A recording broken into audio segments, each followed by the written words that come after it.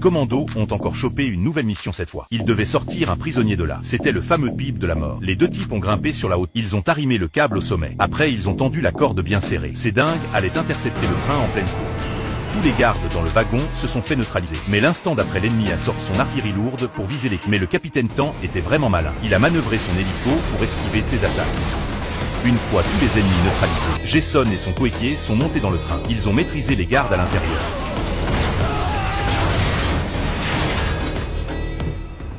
Ils ont finalement libéré le bib. Ils fixaient intensément la photo de l'ennemi. Jason a cru qu'il était devenu. Ils ont commencé à décamper. Quand ils ont grimpé sur le toit du wagon, le tout-bib ne bougeait plus du tout. Il a fait volte-face et s'est mis à cavaler comme un dingue. Ensuite, un tacle glissé. Il a facilement mis deux gardes hors d'état de nuit. Puis il a sauté dans la cabine de pilotage. Il a poussé l'accélérateur du train à fond. Ensuite, il est allé à l'avant installer son système automatique. Il a arrosé la base pas loin d'une rafale. Il s'éclatait complètement. Mais les coéquipiers qui l'attendaient étaient dans tous leurs états. Ce n'est qu'au moment où le train allait arriver en gare qu'il a sauté dans l'avion. Il a finalement réussi à se tirer de là.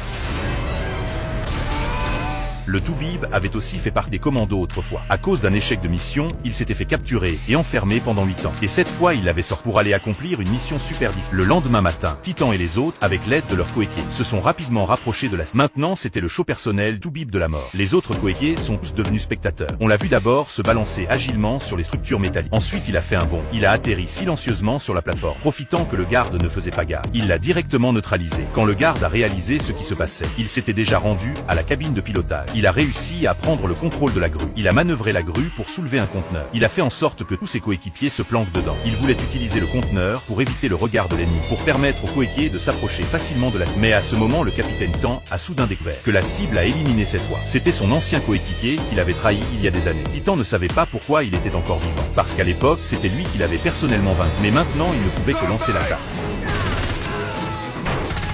Mais il ne s'attendait pas à ce que l'autre soit déjà préparé. Visiblement, il savait qu'ils allaient venir. Tout le monde s'est fait prendre des coups. Le coéquipier chargé de la couverture a vu que ça tournait mal. Il a immédiatement commencé le soutien de feu. L'ennemi en a pris plein la figure.